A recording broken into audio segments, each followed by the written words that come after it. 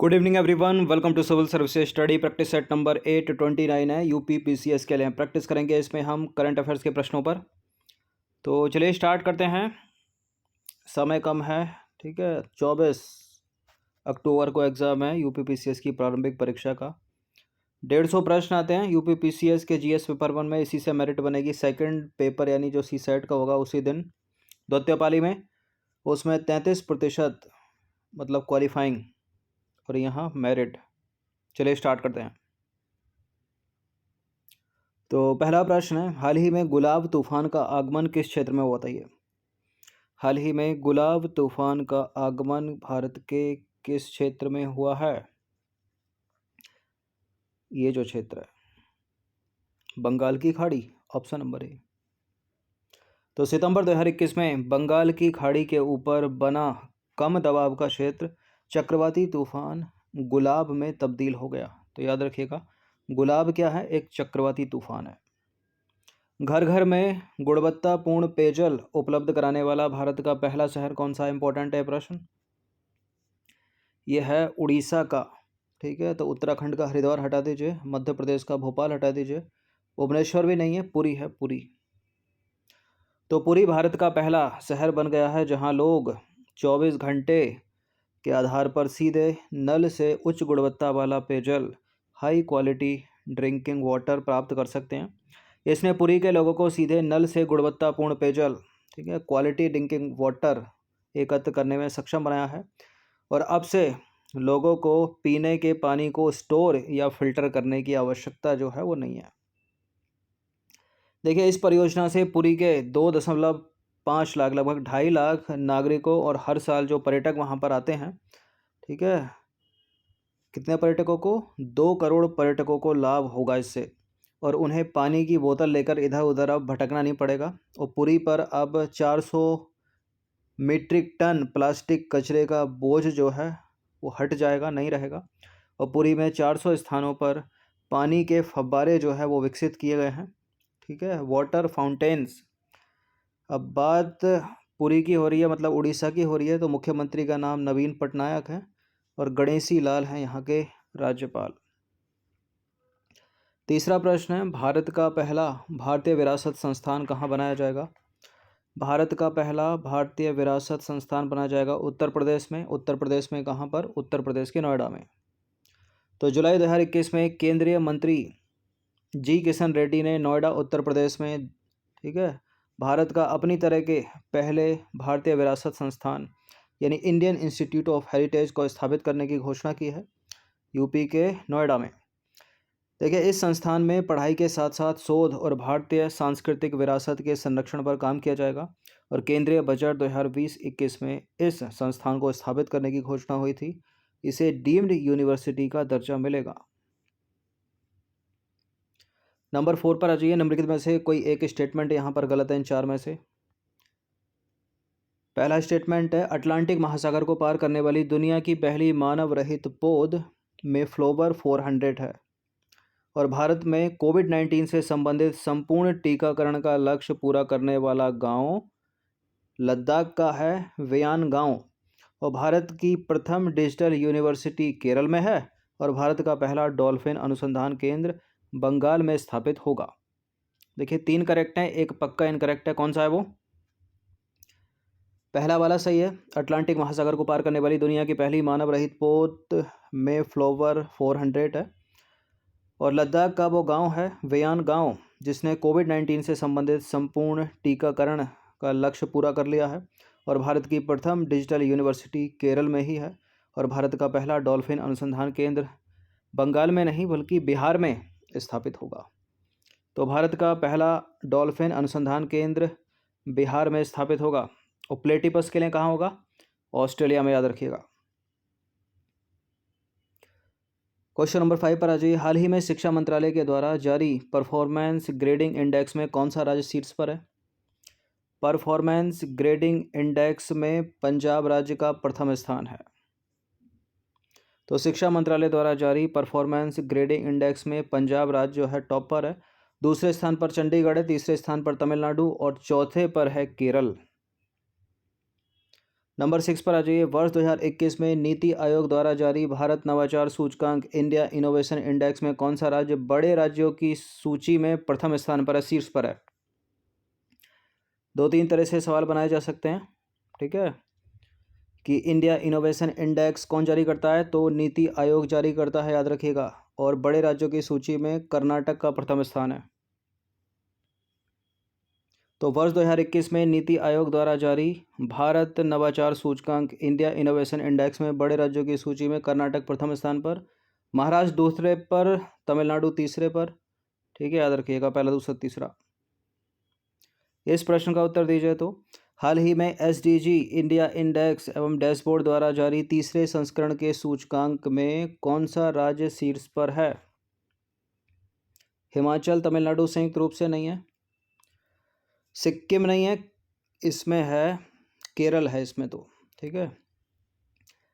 Sustainable development goal India index एवं dashboard द्वारा जारी तीसरे संस्करण के सूचकांक में शीर्ष स्थान पर है केरल। तो एसडीजी इंडिया इंडेक्स एवं डैशबोर्ड द्वारा जारी तीसरे संस्करण के सूचकांक में केरल जो है वो शीर्ष स्थान पर है। हिमाचल प्रदेश और तमिलनाडु संयुक्त रूप से दूसरे स्थान पर है। आंध्र प्रदेश के साथ गोवा, कर्नाटक, उत्तराखंड ये तीसरे स्थान पर, और सिक्किम को मिला है चौथा स्थान, और पांचवें पर है महाराष्ट्र। क्वेश्चन नंबर 8 पर आ जाइए। पेगासस स्पाईवेयर के संबंध में निम्नलिखित में से कौन सा स्टेटमेंट जो है वो गलत है? पहला स्टेटमेंट है, पेगासस स्पाईवेयर कोई मैसेज या लिंक भेजे बिना ही किसी स्मार्टफोन या अन्य स्मार्ट डिवाइस को आसानी से हल कर लेता है। पेगासस स्पाईवेयर एक तरह का सॉफ्टवेयर प्रोग्राम है जिसका इस्तेमाल निगरानी के लिए किया जाता है, और पेगासस स्पाईवेयर आज दुनिया में सर्वाधिक इस्तेमाल वाले जासूसी हथियारों में से एक है। और चौथा स्टेटमेंट है, इसे तुर्की की सिक्योरिटी फर्म एनएसओ ग्रुप में निगरानी के लिए विकसित किया गया था। बताइए। देखिए ऊपर के तीनों करेक्ट हैं, ठीक है, ये चौथा वाला गलत है, तुर्की नहीं बल्कि इज़राइल। तो पेगासस स्पाईवेयर के संबंध में जो है डी असत्य है, क्योंकि इसे तुर्की नहीं बल्कि इज़राइल की सिक्योरिटी फर्म एनएसओ ग्रुप में निगरानी के लिए विकसित किया गया था। बाकी तीनों के तीनों विकल्प करेक्ट हैं। क्वेश्चन नंबर 9 पर आ जाइए। आंध्र प्रदेश मंत्रिमंडल द्वारा राज्य की राजधानी को 3 अलग अलग स्थानों पर स्थानांतरित करने के संबंध में कौन सा स्टेटमेंट सही है? अमरावती विधायी राजधानी, विशाखापत्तनम कार्यकारी राजधानी, कर्नूल न्यायिक राजधानी। बताइए। देखिए तीनों करेक्ट हैं, विधायी राजधानी अमरावती, विशाखापत्तनम कार्यकारी राजधानी, कर्नूल है न्यायिक राजधानी। तो इसका आंसर हो जाएगा ऑप्शन नंबर डी, उपरोक्त सभी। तो 27 दिसंबर 2019 को आंध्र प्रदेश मंत्रिमंडल ने राज्य की 3 राजधानी को 3 अलग स्थानों पर स्थानांतरित करने का निर्णय लिया, ठीक है। 10वां प्रश्न है, भारत का पहला है ट्रांसजेंडर विश्वविद्यालय कहाँ स्थापित किया जाएगा? ये किया जाएगा उत्तर प्रदेश के कुशीनगर डिस्ट्रिक्ट में। तो भारत का पहला ट्रांसजेंडर विश्वविद्यालय उत्तर प्रदेश के कुशीनगर जिले में स्थापित किया जाएगा। इस विश्वविद्यालय में कक्षा 1 से लेकर परास्नातक तक की कक्षाएं जो है संचालित की जाएंगी, और यह विश्वविद्यालय अखिल भारतीय किन्नर सेवा ट्रस्ट के तत्वाधान में बनाया जाएगा। क्वेश्चन नंबर 11 पर आ जाइए। हाल ही में भारत एवं चीन के बीच 12वें दौर की वार्ता में किस स्थान से चीन के सैनिकों की वापसी संबंधी समझौता हुआ है? कि चीन अपने सैनिकों को जो है इस स्थान से पीछे हटा ले, वापस हटा ले। ये डोकलाम नहीं है, गलवान घाटी नहीं है, पैंगोंग झील वाला एरिया नहीं है, यह है हॉट स्प्रिंग और गोगरा वाला क्षेत्र। तो जुलाई 2021 में भारत और चीन के बीच 12वें दौर की वार्ता संपन्न हुई, और इस बातचीत में भारत ने जो है साफ तौर पर चीन से हॉट स्प्रिंग और गोगरा और अन्य टकराव के बिंदुओं से अपने सैनिकों एवं हथियारों को तुरंत हटाने संबंधी मुद्दों को रखा और समझौता किया, ठीक है, हॉट स्प्रिंग और गोगरा से हटाने के लिए। 12वां प्रश्न है, हाल ही में प्रधानमंत्री नरेंद्र मोदी ने समुद्री सुरक्षा बढ़ाने, समुद्री व्यापार तथा विवादों के शांतिपूर्ण समाधान समेत कितने सिद्धांत पेश किए? 4, 5, 6, 7? 7 से कम है, 6 से कम है, 4 से अधिक हैं, 5 हैं। तो प्रधानमंत्री नरेंद्र मोदी ने अगस्त 2021 में समुद्री व्यापार और विवादों के शांतिपूर्ण समाधान समेत 5 सिद्धांत पेश किए, जो इस प्रकार हैं। कौन कौन से हैं वो?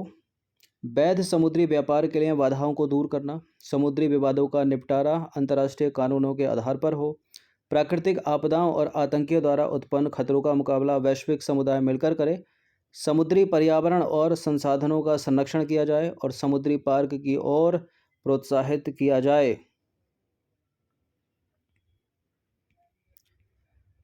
चलिए 13वें प्रश्न की ओर अग्रसर होते हैं। भारत बीते 75 वर्षों में कितनी बार संयुक्त राष्ट्र सुरक्षा परिषद की अस्थायी सदस्यता हासिल करने में कामयाब रहा? ठीक है, अस्थायी सदस्यता की बात हो रही है, इसका उत्तर है कुल 8 बार। तो भारत को 1 जनवरी 2021 से संयुक्त राष्ट्र सुरक्षा परिषद का अस्थायी सदस्य जो है वो नियुक्त किया गया है, इसलिए न्यूज़ में है ये प्रश्न। बीते 75 वर्षों में भारत जो है 8वीं बार भारत का अस्थायी सदस्य, ठीक है, भारत इसका अस्थायी सदस्य बना है संयुक्त राष्ट्र सुरक्षा परिषद का। क्वेश्चन नंबर 14 पर आ जाइए। G7 देशों के 47वें सम्मेलन में G7 देशों ने चीन की बेल्ट एंड रोड इनिशिएटिव के विरुद्ध कौन सी योजना का प्रस्ताव रखा? कौन सी योजना बनाई है इन्होंने? Build bank better world, build bank better world. तो G7 देशों के 47वें सम्मेलन में G7 देशों ने चीन की बेल्ट एंड रोड इनिशिएटिव योजना की तर्ज पर बिल्ड बैंक बेटर वर्ल्ड नामक योजना का प्रस्ताव रखा। इस योजना का उद्देश्य विकासशील एवं कम आय वाले देशों में बुनियादी ढांचों के निवेश घाटों को दूर करना है। क्वेश्चन नंबर 15 पर आ जाइए। भारतीय मूल के जिस सांसद ने न्यूजीलैंड में संस्कृत भाषा में शपथ ग्रहण की है, उनका नाम बता दीजिए क्या है? इनका नाम है डॉक्टर गौरव शर्मा।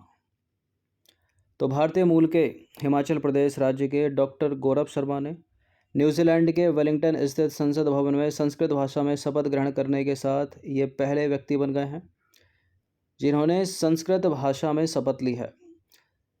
अगर इनके बारे में जाने हम, गौरव शर्मा न्यूजीलैंड के डॉक्टर और राजनीतिज्ञ हैं।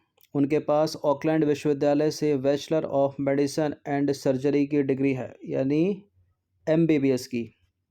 उन्होंने जॉर्ज वॉशिंगटन विश्वविद्यालय से मास्टर ऑफ बिजनेस एडमिनिस्ट्रेशन का कोर्स भी किया है। तो डॉक्टर गौरव शर्मा का नाम याद रखिएगा, जिन्होंने, ठीक है, न्यूजीलैंड की संसद में संस्कृत भाषा में शपथ ग्रहण की है। भारतीय मूल के हैं ये। तो 15 प्रश्न थे करंट से रिलेटेड, इनकी प्रैक्टिस एक बार कर लीजिएगा। धन्यवाद। लगभग 12 से 15 महीने की करंट जो है वो पूछी जाती है UPPCS की परीक्षा में।